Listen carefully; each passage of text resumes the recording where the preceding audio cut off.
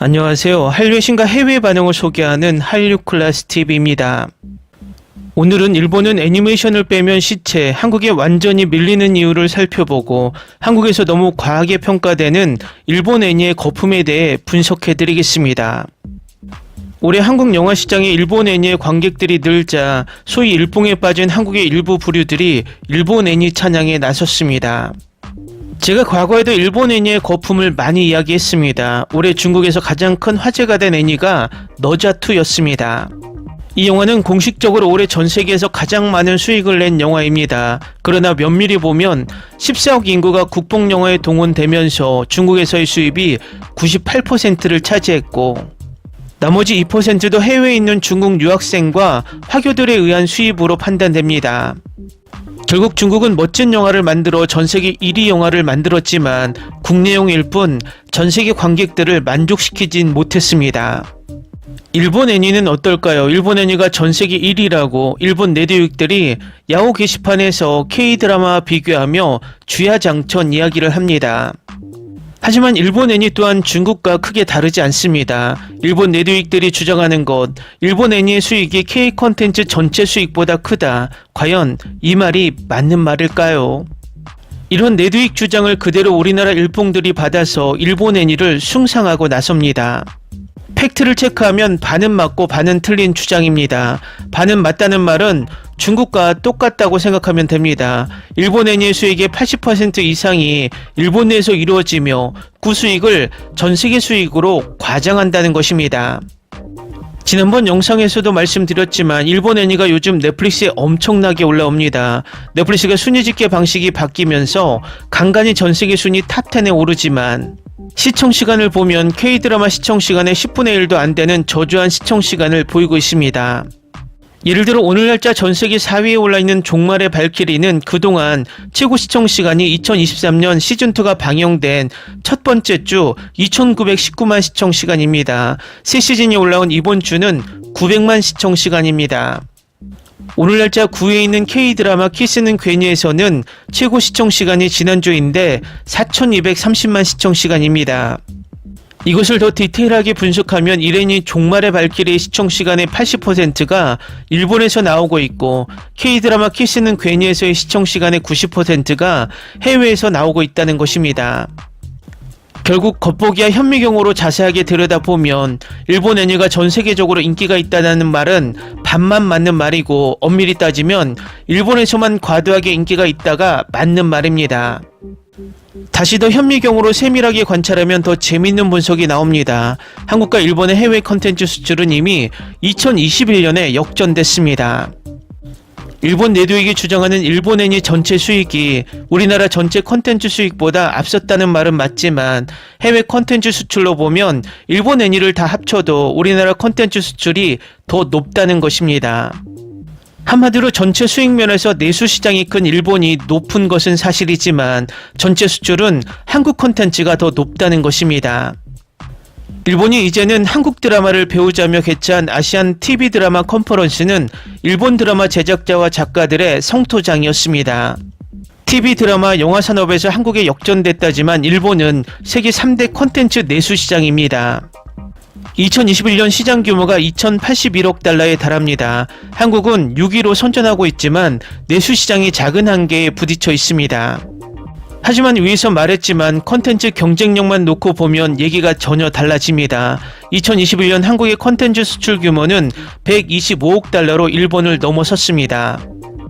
일본도 영상 컨텐츠 수출을 늘리고 있습니다. 2021년은 5,928억으로 7년 새 4배 가까이 늘었습니다. 하지만 전체 수출의 89%를 애니메이션이 차지하고 있습니다. 드라마 비중은 5.7%에 불과합니다. 애니메이션을 제외한 일본의 컨텐츠 산업이 한물 같다는 평가를 받을 만합니다. 왜 이런 차이가 발생했을까요? 한국과 일본의 드라마가 역전된 원인은 통계를 통해서도 가감없이 드러납니다. 온라인 동영상 서비스의 등장을 계기로 드라마 제작 편수가 크게 늘어난 것은 한일 두 나라 모두 마찬가지입니다. 2003년 150편이었던 일본 드라마 제작 편수는 2023년에는 296편 제작되었습니다. 한국 역시 2016년 57편이었던 제작 편수가 2023년 114편으로 늘었습니다. 차이는 늘어나는 제작 편수에 맞게 투자가 이루어졌느냐에서 벌어졌습니다. 한국의 주요 시청 시간대 드라마 제작비는 편당 평균 1억엔 안팎입니다. 대작 드라마는 편당 3억엔에 달하는 경우도 드물지 않습니다. 반면 일본의 드라마는 주요 시청 시간대라도 편당 5천만에서 6천만엔, 작심하고 만든 대작이라도 1억엔 수준입니다. 한국은 스튜디오 드래곤 같은 드라마 전문 제작사가 시장을 주도하는 반면 일본은 여전히 방송국이 제작을 주도하기 때문에 벌어지는 일이라는 게 도쿄타워를 제작한 미나모토 다카시 감독, 도망치는 건 부끄럽지만 도움이 된다의 작가 노기 아키코의 공통적인 지적입니다. 한국은 전문 제작사가 기획 단계부터 전 세계 시청자를 염두에 두고 TV뿐 아니라 OTT 스트리밍을 감안해 드라마를 만듭니다. 단순 제작뿐 아니라 드라마 연간 음원과 상품 판매까지 기획합니다. 투자 규모도 당연히 세계적인 수준으로 늘어났습니다. 반면 일본은 여전히 방송국 계열 드라마 제작사가 방송국의 예상과 입맛에 맞춰 드라마를 만드는 구조를 벗어나지 못하고 있습니다. 일본의 미나모토 다카시 감독은 과거 일본에는 로드무비가 많았는데 효율성 측면에서 대부분 사라졌습니다. 밖에서 촬영을 하면 날씨 등의 영향을 받게 마련이고 그렇게 촬영이 지연되면 예산이 많이 든다는 이유로 다들 기피한 결과라고 설명합니다. 드라마 제작진도 일하는 방식 개혁에 적용을 받기 때문에 NHK는 촬영 도중에 근무시간 상한에 도달한 스태프들이 교대를 합니다. 인건비가 늘어나는 만큼 예산이 더 들 수밖에 없습니다. 제작 편수는 2배로 늘었지만 비용 절감의 압박을 받는 방송국은 제작비를 계속 줄이니 결과는 뻔합니다. 편단 제작 시간이 줄어들면서 뻔한 수준의 드라마를 대량 생산하는 구조로 전락한 것입니다. 일본의 노기 아키코 작가는 일본 시청자들이 일본 드라마는 재미없다는 결론을 내리는 이유라고 지적합니다. 고독한 미식가, 아카코와 술과 같은 먹방이 대세로 등장하는 것도 같은 맥락입니다. 그렇지 않아도 적은 제작비를 다시 절반 이하 수준으로 줄여서 만들려다 보니 등장한 일본 드라마의 특수한 형태라고 노기 작가는 설명합니다. 아시안 드라마 컨퍼런스라고는 하지만 일본 드라마는 한국과 심지어 중국 드라마에 뒤처져 있습니다. 아시안 드라마 컨퍼런스는 일본의 드라마 산업이 왜 한국에 뒤처졌는지를 분석하고 어떤 점을 배울지를 논의하는 토론장입니다.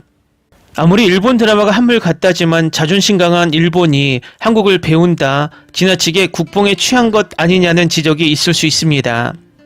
하지만 이는 아시안 드라마 컨퍼런스 측이 공식적으로 밝히는 내용입니다. 행사 개최 안내문 첫머리부터가 이렇습니다. 한국이 2006년부터 일본 드라마 업계를 따라잡는다는 목적으로 개최한 컨퍼런스를 지금부터는 일본이 한국을 따라잡기 위해 기업의 협찬을 받아 일본이 개최한다. 아시안 TV 드라마 컨퍼런스는 한국 정부가 한국 드라마 제작의 국제적 경쟁력을 끌어올리기 위해 2006년 처음 개최했습니다. 2019년까지는 한국국제문화교류원 등 한국 정부의 예산으로 주최하고 운영했습니다. 하지만 2020년 일본 드라마를 따라잡았다는 판단에 따라 지원을 중단했습니다. 그랬더니 일본 측이 한국 드라마를 따라잡자며 일본 기업 200여 곳의 후원을 받아 행사를 넘겨받았습니다. 마지막 날인 12월 5일에는 컨퍼런스에 참가한 아시아 주요국의 TV 드라마 작가와 제작자들에게 이시카와 현 각지의 명소를 소개하는 프로그램도 마련했습니다. 이시카와 현에 이렇게 드라마 찍는 좋은 장소들이 많으니 한류 드라마의 로케 장소로 삼아달라는 목적입니다. 과거 아시아에서도 빛을 내던 일본의 TV 드라마 영화는 눈부시게 활약하는 한국, 중국에 비해 완전히 그림자를 감추고 말았습니다. 위에서 말했지만 일본은 드라마 영화 콘텐츠가 일본 애니에 밀려서 전체 수출의 11%의 비율밖에 되지 않습니다. 결국 일본은 일본 애니의 일본 콘텐츠 수출을 한마디로 몰빵하고 있는데 이것은 계란을 한 바구니에 담는 위험한 올인입니다. 대만 TSMC가 대만 수출의 거의 70%를 차지하다 보니 대만은 TSMC 수출 실적에 따라서 대만 전체 경제가 흔들립니다. TSMC 수출이 저조하면 대만 주가는 바닥으로 떨어지고 TSMC의 관련 하청업체들은 엄청나게 흔들립니다. 일본 콘텐츠 환경이 바로 이것과 같습니다. 전 세계 애니 제작의 1위라고 자부하는 일본은 이제 중국 애니에 추격당하고 있고 올해 전 세계 1위 애니라고 해도 과언이 아닌 넷플릭스 K-팝 데몬터스와 같은 미국 애니에도 추격당하고 있습니다. 제가 이렇게 정확한 데이터를 가지고 일본 애니의 현 상황을 이야기하는 것은 지금 극장이 지배했던 컨텐츠 시장이 OTT로 옮겨지는 시기에 올해 일본 애니 귀멸의 칼날이 우리나라 극장에서 500만 관객을 넘기니 일본 애니를 찬양하는 일뽕들이 늘고 있다는 것입니다. 귀멸의 칼날이 전세계 엄청난 인기라는 것이 거품이라는 것은 넷플릭스에서도 귀멸의 칼날이 방영되고 있지만 단 한 번도 전세계 1위를 한 적이 없고 위에서 말씀드렸지만 귀멸의 칼날 시리즈의 대부분의 시청시간이 일본에서 압도적으로 높으며 아시아 일부 국가에서 한정된다는 것입니다. 결론을 말하자면 일본 내륙이 떠드는 일본 애니 전체 수입이 K 콘텐츠 전체 수입보다 많다는 것은 사실이지만 일본 애니가 전 세계 인기가 많아서 생긴 수입이 아니라 일본 자체 소비로 나타난 현상이라는 것입니다. 이것을 K 콘텐츠보다 일본 애니가 전 세계에서 인기가 더 있다고 떠든다는 것은 혹세무민하는 짓이라는 것입니다. 또 이 혹세무민에 당하고 있는 소위 우리나라 일뽕들도 이번 기회에 확실하게 정확한 사실을 알고 환상에서 깨어나길 바랄 뿐입니다. 재밌게 잘 보셨나요? 여러분의 구독, 좋아요, 댓글, 알림 설정은 영상 제작에 큰 힘이 됩니다. 이 영상을 보신 모든 분들 항상 대박 나시고 행복하시길 바랍니다.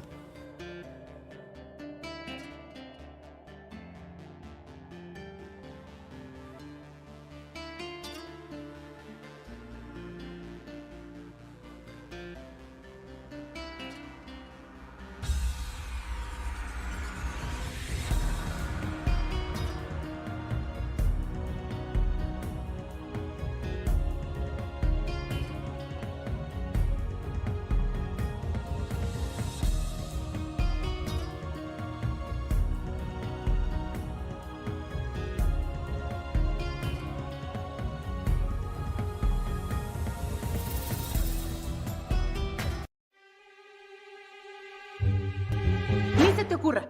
Olvida el ganso y los tomates. No hables de las ballenas. No es un acuario. No actúes como tonta. Que eras una genio. ¿Sí?